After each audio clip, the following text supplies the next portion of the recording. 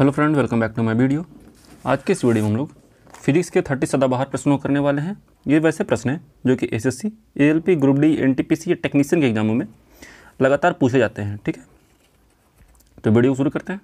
आज का सेक्शन है फिजिक्स का, जिसमें हम लोग जो भी प्रश्न करेंगे वो व्याख्या सहित होंगे।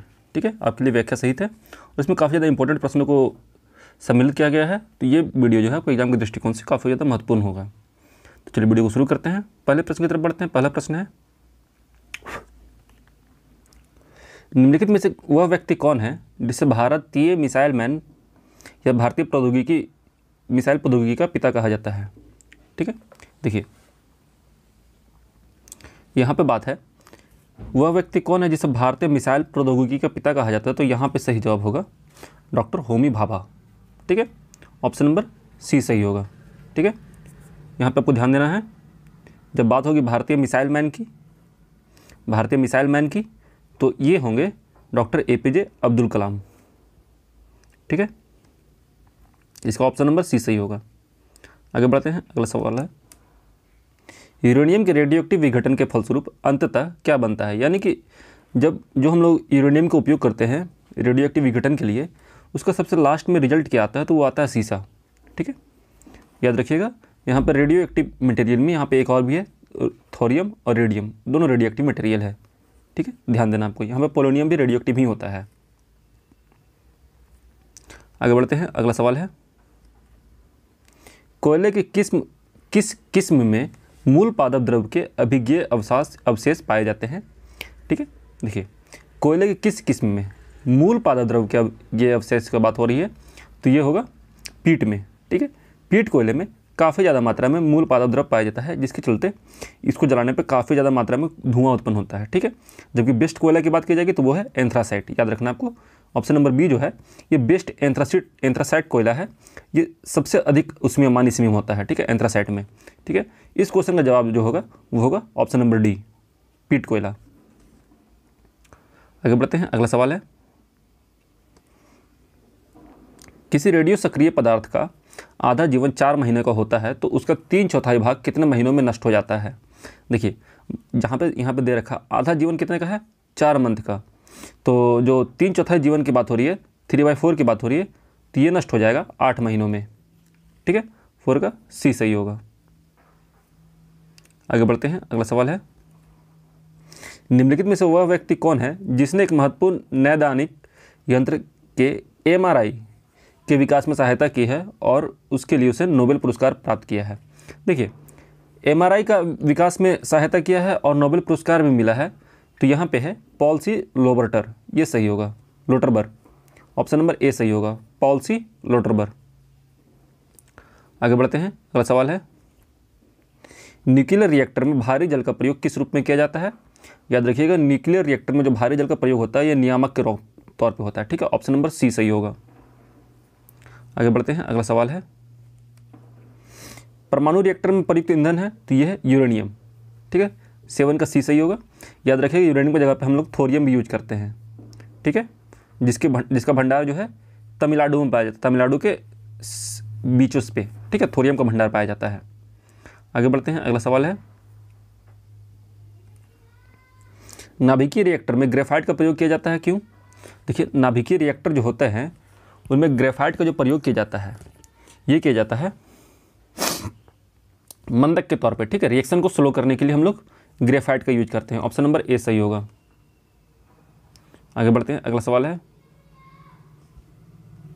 भारत में निर्मित कौन सा मध्यवर्ती परमाणु क्षमता योग्य प्रक्षेपास्त्र है। ठीक है, मध्यवर्ती मीनिंग मिडिल रेंज का परमाणु वेपन है, तो ये है अग्नि, ऑप्शन नंबर बी सही होगा। आगे बढ़ते हैं। अगला सवाल है, ज्यामिति का जनक, फादर ऑफ ज्योमेट्री कौन है। तो फादर ऑफ ज्योमेट्री है यूक्लिड। ठीक है, याद रखना आपको, यूक्लिड जो है father of geometry, option number A सही होगा। आगे बढ़ते हैं। अगला सवाल है, निम्नलिखित में से उन रेखाओं को क्या कहा जाता है जो उन स्थानों पर मिलती है जहां तड़ित झंझा आती है। ठीक है, तो याद रखिए, तड़ित झंझा का मतलब होता है बिजली और तूफान एक साथ जहाँ पर होता है उसको तड़ित झंझा कहते हैं। तो ये कहाँ पर जहाँ से आता है वहाँ पर उन रेखाओं को क्या कहा जाता है, तो उन रेखाओं को कहा जाता है आइसोब्रोटस। ठीक है, ऑप्शन नंबर सी सही होगा।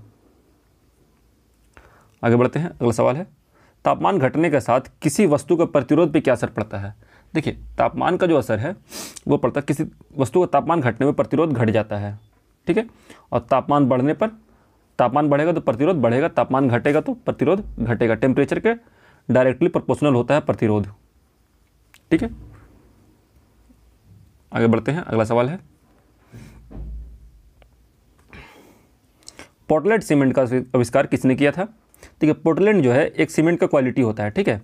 तो पोर्टलैंड सीमेंट का बात हो रही है तो पोर्टलैंड सीमेंट का आविष्कार किया गया है जोसेफ स्पीडन के द्वारा, ठीक है। ऑप्शन नंबर डी सही होगा। आगे बढ़ते हैं, अगला सवाल है निम्नलिखित में से वह कौन सी धातु है जो पानी को अत्यधिक प्रदूषित करती है। देखिए बात हो रही है पानी को अत्यधिक प्रदूषित करने का, तो ये है आर्सेनिक। आर्सेनिक जो है पानी को सबसे अधिक मात्रा में प्रदूषित करती है। ऑप्शन नंबर बी सही होगा।